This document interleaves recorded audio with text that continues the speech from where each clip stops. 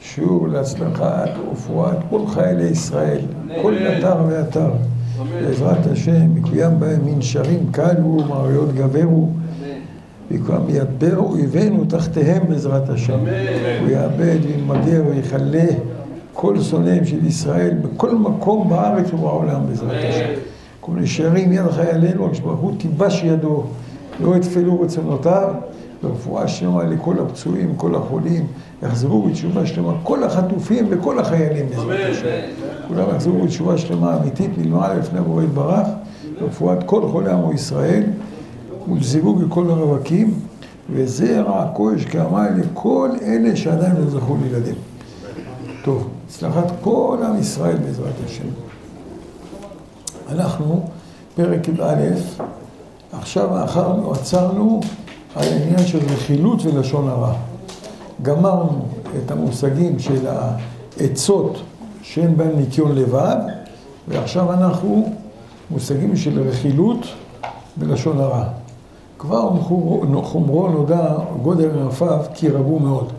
עד שכבר גזרו עומר וחכמים באהבת רע, במאמר שכבר הזכרנו, וכולם באבק לשון הרע. מה זאת אומרת? חכמים העיזו לדבר לשון הרע. מה זה העיזו לדבר לשון הרע? אמרו כולם באבק לשון הרע. זאת אומרת, אתה הולך לתת לי מוסר, ואתה עובר על המוסר.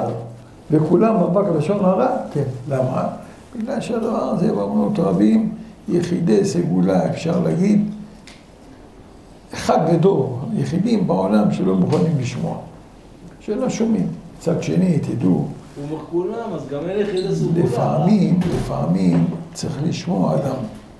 אתן לכם דוגמה. יושב רב בין בעל ואישה. האישה מדברת על בעלה, זה לשון הרע. הוא מדבר עליה, זה לשון הרע. אבל מה? שם הוא מדבר. תועלת.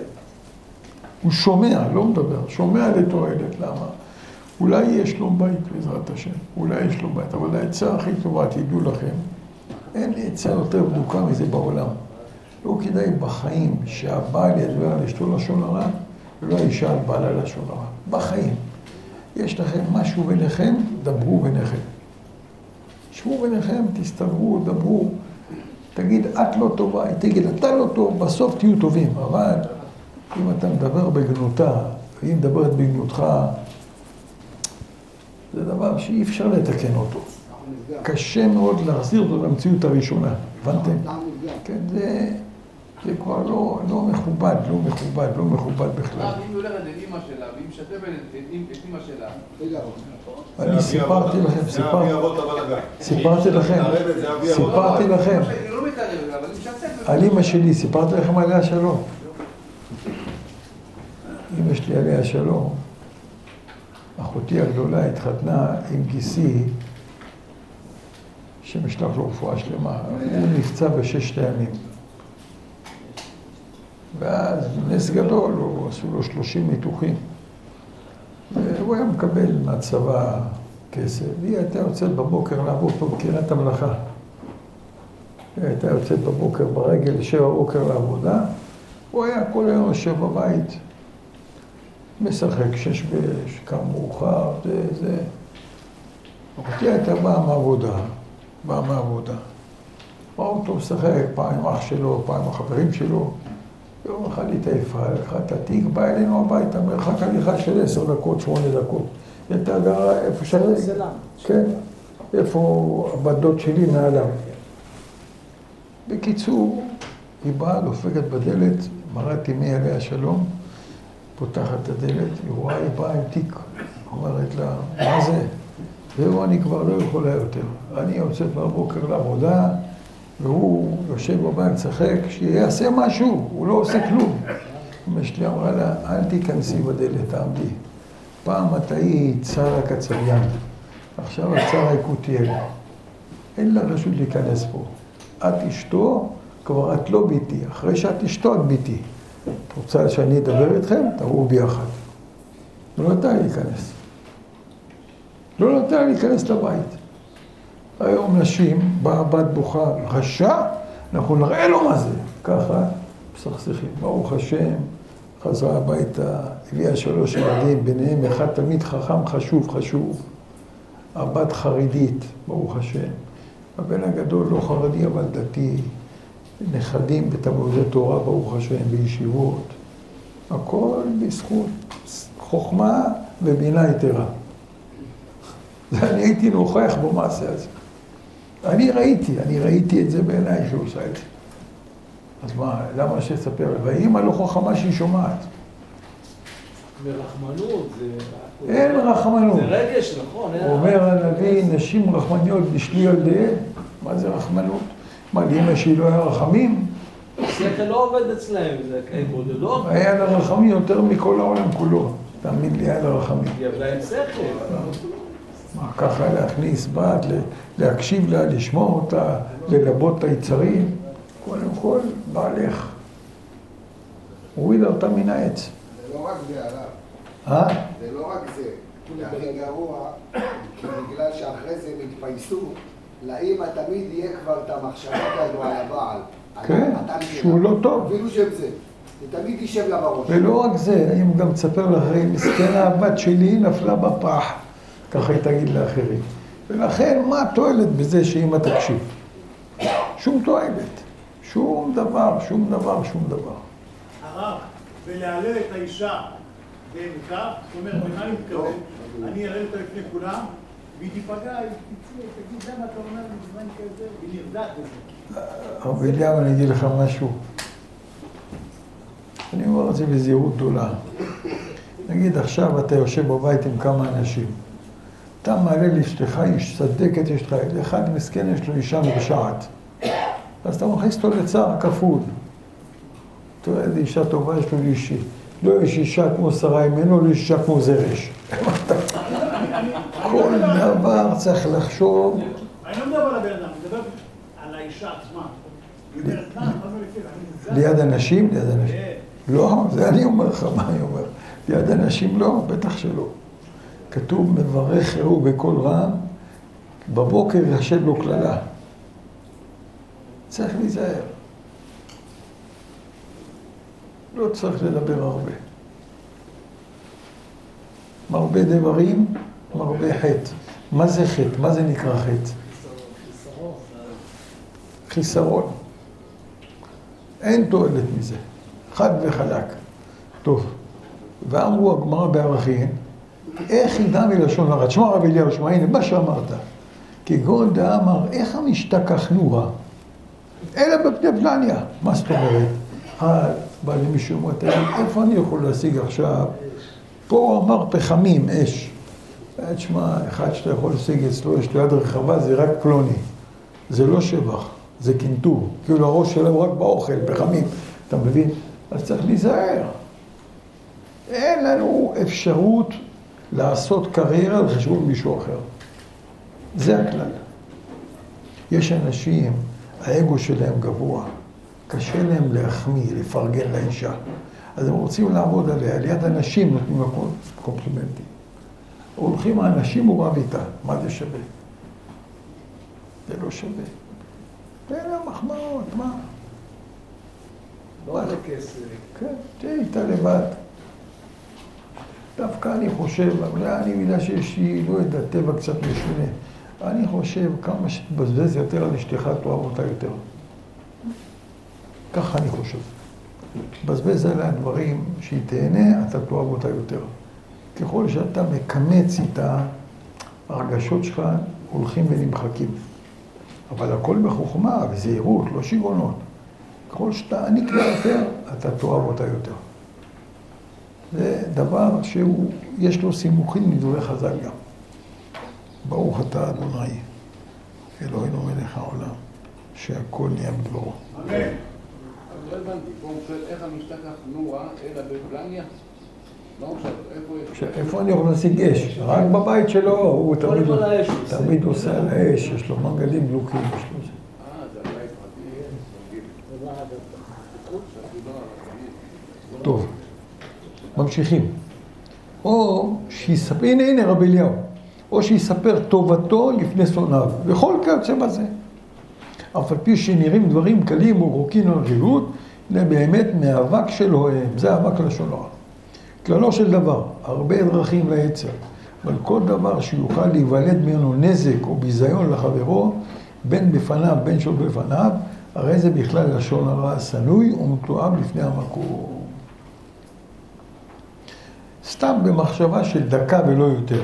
אדם יחשוב, אם אני מדבר עליו, מה השורש? 99.9 קנאה. אז אני חולה, אז אני מחפש אשמים למחלה שלי. הבנתם? אני חולה, מה אני מחפש אשמים למחלה שלי? צריך להתרפות, לא להיות חולה. גם עם קנאה, מה יוריד לו הקנאה? וגם אם זה קנאה, מי ניזוק יותר? לא המדובר. זה המדבר ניזוק יותר. למה? הוא אוכל את הלב. הוא לא חי.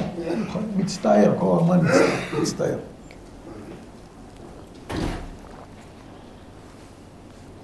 יום אחד, לא רוצה להגיד, אבל אברך, טוב. בא אליי, אמר לי, הרב, סליחה שאני שואל. אתה מצדיק את זה שאברך קונה לאשתו פאה ב-20,000 שקל? ככה הוא שאל אותי. זו השאלה שהוא שאל אותי. מה זה מעניין אותך? אמרתי לו, תראה, באמת אני לא מבין אותך יותר, אין לך במה להתעסק. מה פלוני קונה לאשתו? אני לא מבין אותך. או שאתה חמדן, או שאתה חולה, אחד משני. הוא לא התכוון על עצמו. הוא לא התכוון על עצמו. הוא לא מכיר ספר הכוונות. הוא אמר על פלוני אלמוני. מה אכפת לך מה הוא קונה לאשתו? איפה זה אצלך בחשבון של החיים? מה אתה שותף בהוצאות שלו? גם צריך להיזהר. לפני שאתה מדבר תחשוב לאן זה ייכנס לך בחיים. מאיפה זה מונע? מה מניע את הדברים האלה? זה הדבר הכי חשוב בעולם. הפאה זה אחד מהדברים שאין לה אישור. תרתי משמע. משנה מפורשת.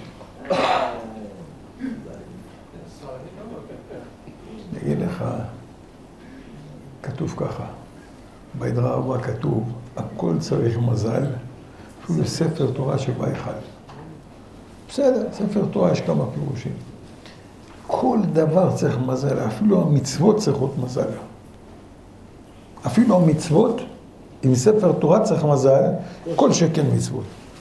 יש מצוות שנתפסו באיזה זרם, זה נהיה בשבילם חוד החנית וקוד הקרב. המצווה שנתפסה כחוד החנית בעולם התשובה זה הפאה הנוכרית. הם התמקדו בזה בכל הכוח, ואתה רואה, הם שוללים את כל האדם בגלל שאשתו עם פאה. היחיד בעולם שלא שללו אותו בגלל שאשתו עם פאה זה רב בן ציון אבא שאול. פחדו לשלול אותו. אשתו הייתה הולכת עם פאות, פחדו לשלול אותו. או פחדו מקפדה. פאה צנועה. פאה צנועה גם. אין אף לא אחד. תשמע, אין נפקא מינה, זה לא צריך לעניין אף אחד, אשתו של פלוני איך הולכת. לא צריך לעניין אף אחד בעולם. אתה שומע מה הוא אומר? אתה שומע מה הרב אומר? לא צריך לעניין אף אחד, מה אכפת לך איזה פאה היא הולכת? מה? לא, אני... מה נפקא מינה? אמרת, אשתו של הרב בן ציון אף אחד לא דיבר עליה, כי כנראה הפאה שלה לא הייתה כזאת רועשת. לא הייתה פאה רועשת. פחדו מבעלה.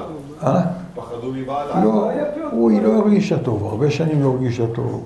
עד שנולד לבן אחד ונשאר, היו עושה הרבה הפלות, הייתה מצורחת במצב רוח תמיד. אבל בן ציון הבין את זה, אמר, אם זה עוזר לה, מגיע לה עזרה. עם בת גדולים, עזר לה.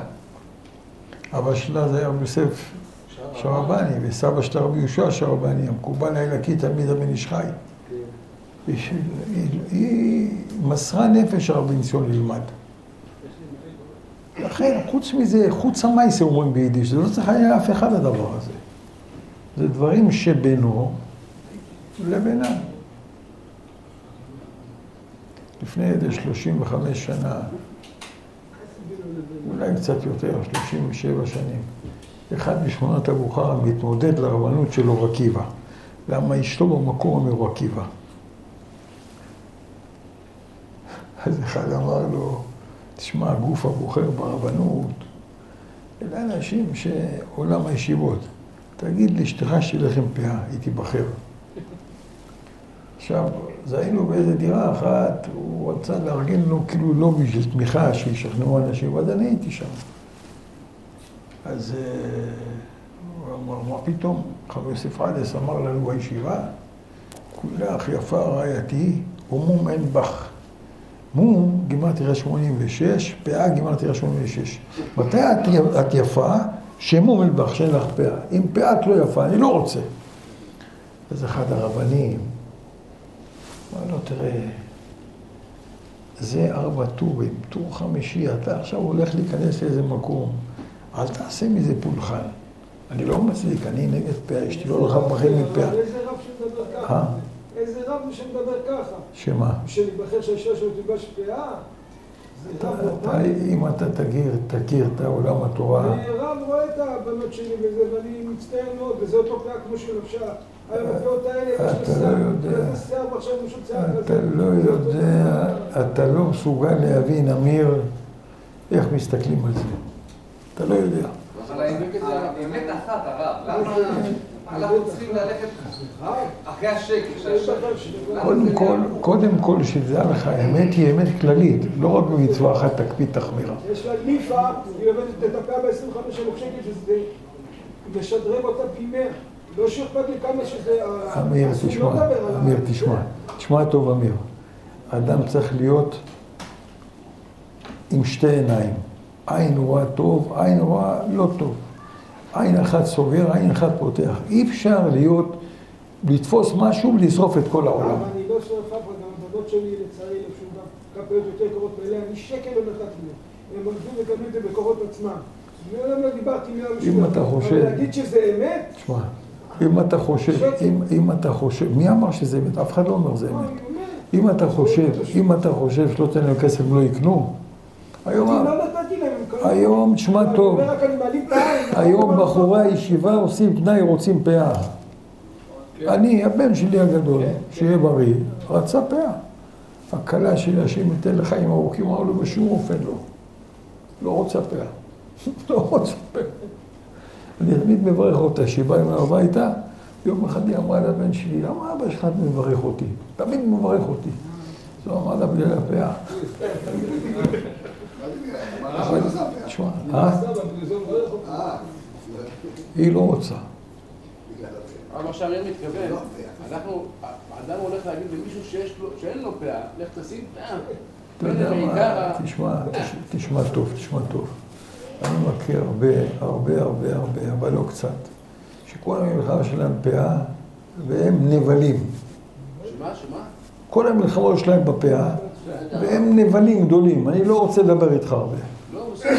בלשון המעטה דיברתי. אני לא הסברתי, אף פעם אל תעשה מלחמה חותכנית. תשמור על הכל. אל תעשה סלקציה. למשל עכשיו הרב גבריאל דיבר על פאה אמת אחת. אמת אחת אסור שמול קצר ללכת, אמת אחת. פעם בדקת את זה? איפה מוסקוביץ'? זה אמת אחת, לא יראה קובדו. כך כתוב, מה ההבדל בין זה לזה? אני שואל אותך עכשיו. זה לא דומה, בשביל שלום בית צריך פאה בסדר גמור. לא נכון, גם זה שקר. אבל בשביל שהוא יהיה ראש עיר לשים פאה? גם זה שלום בית, גם זה שלום בית, פאה זה שקר, לא צריך לשים וזהו, לא שמים. הוא הולך עם חולצה קצרה, מי זה מעניין? אולי את אלה שפה שולחים מין של בהמון מינות, אבל האישה שולחת עם פאה, היא מושכת את כל מי שרואה אותה. מחילה מכבוד תורתך, שחז"ל הזהירו אותנו שלא יראה קובדו, אז לא אכפת לי מישהו יראה אותו או לא יראה אותו. אתה מבין? אני רוצה אמת שלמה, אני לא רוצה אמת חצי. הרב, איפה יש אמת שלמה? צריך להשתדל. כמה שאפשר לתפוס מתוך האמת הזאת. אתה יודע, אני אספר לך סיפור. אתה יודע, אם אתה חושב שזקן זה קל... הכי קשה בעולם. שמע, לא קשה, אבל לפעמים זה לא נוח.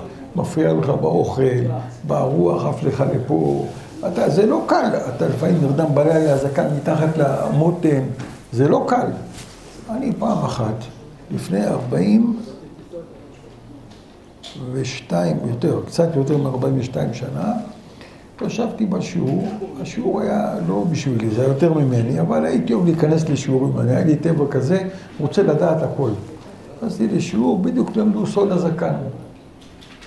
זה כל הסוד של הזקן, זה בתיקון של התשליך. ישבתי בשיעור, והייתי בחור צעיר, ממש צעיר.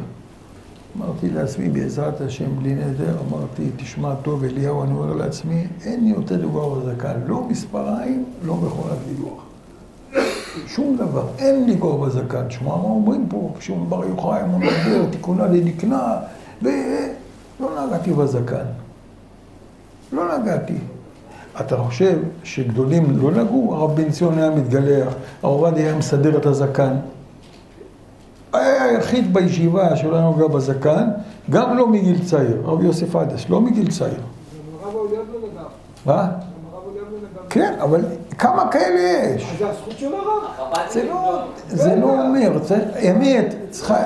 מה זה אמת? שאתה לומד משהו, תעשה אותו, זה אמת. השאלה זה איסור, זה לא איסור.